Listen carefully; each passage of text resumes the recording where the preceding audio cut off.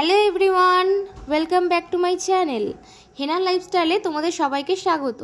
So guys, তোমরা হয়তো ভাবছো এত সেজে গুজে আমরা সব কোথায় যাচ্ছি ফ্যামিলি নিয়ে। আমি যাচ্ছি পুজো দিতে। অ্যাকচুয়ালি কি, আমার ফ্যামিলি নিয়ে কোথাও গেলাম পুজো দিতে, কারণ কোথাও সচরাচর যাওয়া হয় না।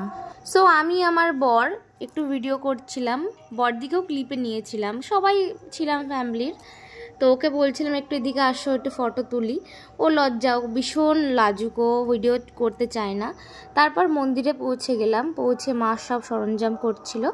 এতক্ষণে আমাদের পুজো দেওয়া হয়ে গেছে। পুজোর কোনো ক্লিপ আমি নিতে পারিনি, কারণ আমরা যে গেছি, মানে ভাই, মা, বাবা আর আমার দিদা, সবাই আমরা অঞ্জলি দিয়েছি। অঞ্জলি দিয়ে এবার দিক ঘুরে দেখছিলাম, কেন এই জায়গাটা প্রচুর শান্ত জায়গা, একদম মাঠের মাঝখানে এই মন্দিরটা। আর প্রত্যেক বছর পুজোর সময় প্রচুর ভিড় হয় এই মন্দিরে। আমি এতদিনে, মানে 21-22 বছরে আমি 3 থেকে 2 বার এসেছি, কেননা আমি এখানে থাকতাম না, তোমরা সবাই জানো। আর একটা মজার দেখবে একটা জিনিস দেখো, এই ডগিটা কি সুন্দর ঠাকুরের ওখানে দাঁড়িয়েছিল, অনেকক্ষণ ধরে দাঁড়িয়েছিল।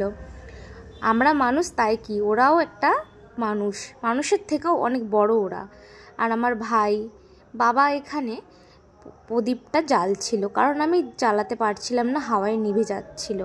তো ডগিটা দেখো কত সুন্দরভাবে ঠাকুরকে ওখানে প্রণাম করছে। এইসব দেখে আমি একটু ঘুরে নিলাম চারপাশ। আর এই যে ভোলে বাবা এখানে আছে, চারপাশ ঘুরে একটু মন্দিরে সবাই পুজো দিচ্ছিল, আমাদের পরে অনেকে এসছে।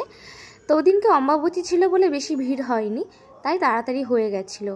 অঞ্জলি দিয়ে আমাদের পুজোটা অনেকক্ষণ আগেই কমপ্লিট হয়ে গেছিলো। সো আমি একটু ঘুরে দেখছিলাম আর ভিডিও করছিলাম। পুজোর শেষে একটু ক্লিপ না নিলে হয়, তাই আমি একটু ভিডিও করে। এত শান্ত জায়গা তা বলার মতো না। তারপর ভাই বলছে আমার কটা ফটো তুলে দে। আমি বললাম তুই ফটো কেন তুলবি, তুই আমার সাথে ফটো তোল। এই নিয়ে আমরা কথা কাটাকাটি করছিলাম। তারপরে আমরা আস্তে আস্তে বাড়ির দিকে রওনা দিলাম। আর দেখো আমার ভাইয়ের কাণ্ড,